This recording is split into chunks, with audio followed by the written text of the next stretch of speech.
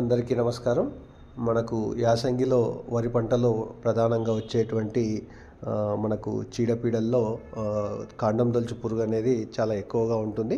ఇది ముఖ్యంగా పంట తర్వాత పంట మార్పిడి చేయకపోవడం, అంటే మొదటి సీజన్లో వానాకాలంలో వరి పంట వేసి రబీలో కూడా వరి పంట వేయడము, లేకపోతే పంటకు సరైన గ్యాప్ లేకపోవడము, చుట్టుపక్కల ఉన్నటువంటి కలుపును నివారించకపోవడం వల్ల ఈ కాండం తొలుచు పురుగు ఉధృతి గమనించడం జరుగుతుంది.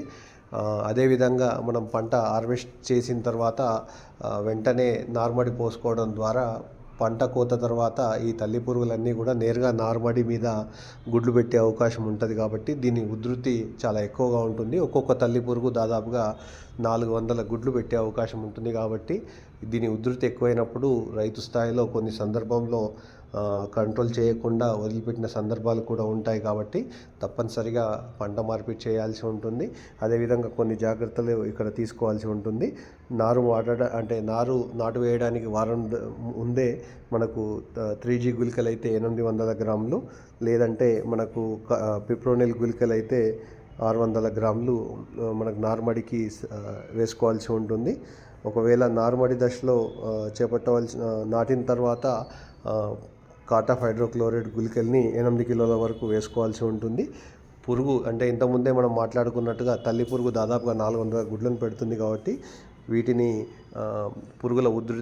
తల్లి పురుగుల ఉధృతిని గమనించడానికి మరియు వాటిని ఆకర్షించడానికి మనకు మార్కెట్లో దొరికేటువంటి దీపపు ఎర కానీ సోలార్ లైట్ ట్రాప్స్ కానీ వాడుకున్నట్టయితే ఈ తల్లి పురుగుల్ని ఈజీగా అట్రాక్ట్ చేయడం ద్వారా ఒక తల్లి పురుగుని చంపినట్టయితే 400 తల్లి గుడ్లను నిరోధించే అవకాశం ఉంటుంది. అదేవిధంగా పిలక దశలో లింగాకర్షక బుట్టలు ఎకరాకు 4 నుంచి 5 వరకు పెట్టుకోవాల్సి ఉంటుంది.